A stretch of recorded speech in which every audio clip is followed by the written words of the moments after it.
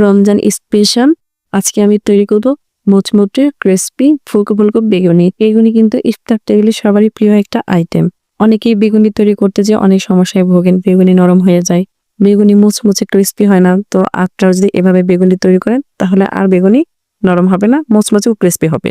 আমি এখানে 2টা বেগুন নিয়েছি, লম্বা ও স্লাইস করে কেটে নিয়েছি। দুপাশেটা ফেলে দিয়ে নিয়েছি, শুধু মাঝখানের গুলা কেটে নিয়েছি। নেওয়ার পর আমি পানিতে ভিজিয়ে রেখেছি একটু লবণ দিয়ে। এ পর্যায়ে আমি একটা পাটিতে নিয়ে নিয়েছি 1 কাপ পরিমাণ বেসন, নিয়ে নিয়েছি 1 টেবিল চামচ কর্নফ্লাওয়ার, নিয়ে নিয়েছি 1/2 কাপ পরিমাণ ময়দা। ময়দাটা কিন্তু অবশ্যই নিতে হবে, এটা হচ্ছে গোপন ইনগ্রিডিয়েন্টস। এরপর নিয়ে নিয়েছি স্বাদ মতো লবণ, এরপর নিয়ে নিয়েছি 1 চামচ লাল মরিচের গুঁড়া, এরপর নিয়ে নিয়েছি 1/2 চামচ হলুদের গুঁড়া, এরপর নিয়ে নিয়েছি 1/2 চামচ আদা রসুন বাটা, এরপর নিয়ে নিয়েছি 1/2 চামচ জিরা গুঁড়া, এরপর নিয়ে নিয়েছি 1/2 চামচ ধনে গুঁড়া, এরপরে নিয়ে নিয়েছি অল্প পরিমাণ কালো জিরা। কালো জিরা যেমন স্বাদ বাড়ায় তেমনি ফ্লেভার বাড়ায়। এরপর সবগুলা ইনগ্রেডিয়েন্টস আমি একটি স্পুন দিয়ে ভালো করে নেড়েচেড়ে মিক্স করে নেব।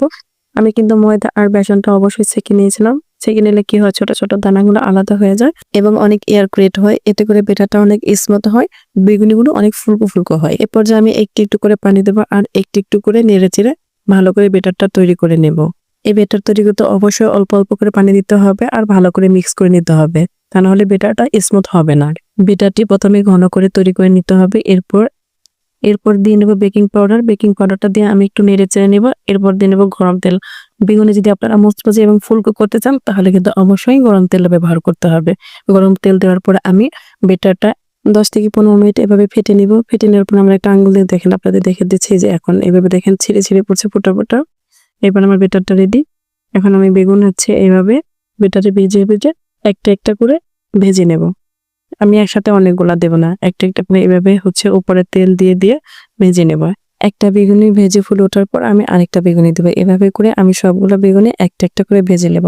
আপনারা কিন্তু বেগুনি ভাজার সময় অবশ্যই মাথায় রাখবেন, চুলার আঁচটা কিন্তু মিডিয়াম লো আঁচে থাকবে, একদম ফুল আঁচে দেওয়া যাবে না। আর বেগুনি এভাবে দেওয়ার সময় বেটারটা অনেক ঝরিয়ে নেবেন আর উপরে এভাবে তেল দিয়ে দিয়ে ভাজবেন। আর ভাজা হয়ে গেলে আপনারা সাথে সাথে তেল থেকে উঠিয়ে ফেলবেন না, 5 থেকে 6 মিনিট পর উঠিয়ে ফেলবেন। এতে করে বেগুনি ভাজার পরে 1 থেকে 1.5 ঘন্টা মচমচে থাকবে। দেখতেই পাচ্ছেন বেগুনিগুলা কেমন সুন্দর কালার এসেছে। আমি কিন্তু এভাবে বেগুনি তৈরি করি। আপনারা কিন্তু মচমচে বেগুনি তৈরি করতে হলে এভাবে তৈরি করতে পারেন।